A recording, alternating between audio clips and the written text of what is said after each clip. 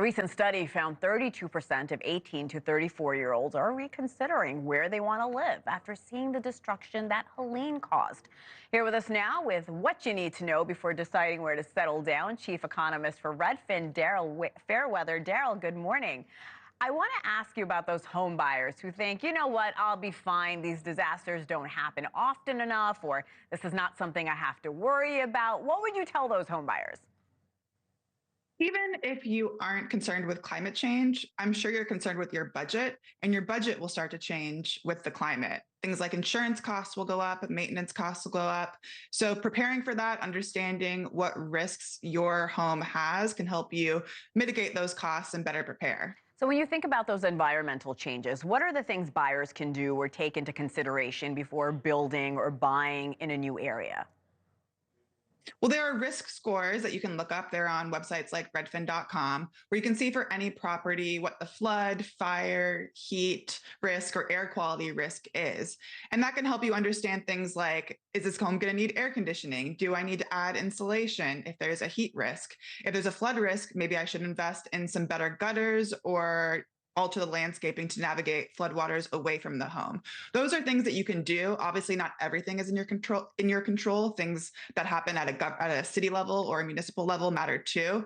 But at least you'll know what you're in for in terms of the investments you can make for your home. Do your research. So, Daryl, let's look at cities in two different parts of the country and some of the risks that home buyers may be up against. I want to start with San Francisco. How do things look there? Well, San Francisco, it has a pretty mild climate generally, but it does have flood risk, air quality risk, and obviously earthquake risk.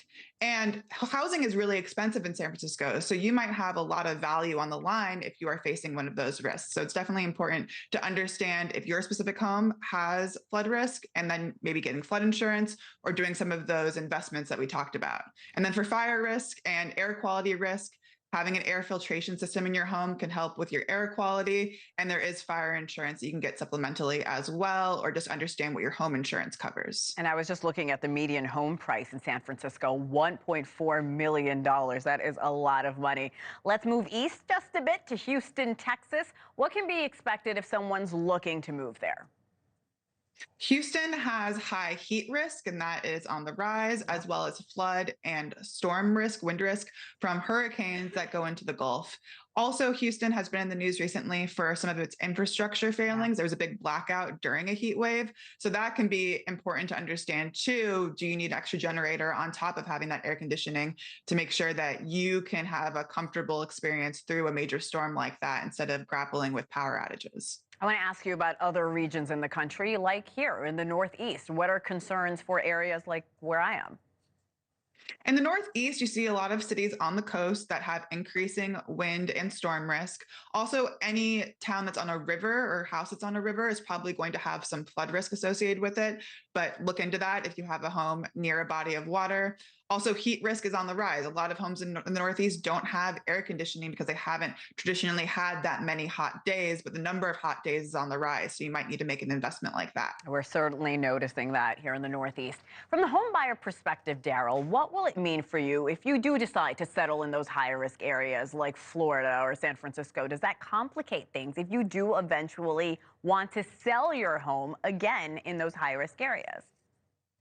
Well, we all have to live somewhere, and no matter where you choose, there's going to be a changing climate. So understanding those risks is the first step. And then just picking which disaster you'd rather deal with. Like, would you rather go through a blizzard in the Midwest or a heat wave in the South? And then you can harden your home or decide maybe ownership isn't right for you. You'd rather rent, so you're not taking on that risk so much yourself. All of that can be decided if you just understand the risks and do your research. Are those homes harder to sell in those higher risk areas? Well, some homes that aren't really hardened for the weather are going to be more difficult to sell down the line. New construction tends to be built for the current environment. So new construction is a little bit better in terms of being storm or climate ready. Those older homes, if they're not refurbished, if they're not rehabbed to meet the current environment, will be difficult to sell. I mean, try selling a house in Houston with no air conditioning. I think people are going to be pretty turned off by something like that. Yeah, good point. Great information, Daryl Fairweather. Thank you. Thanks for watching. Go to joinnn.com to find NewsNation on your television provider. And don't forget to click the red subscribe button below to get more of NewsNation's fact-driven, unbiased coverage.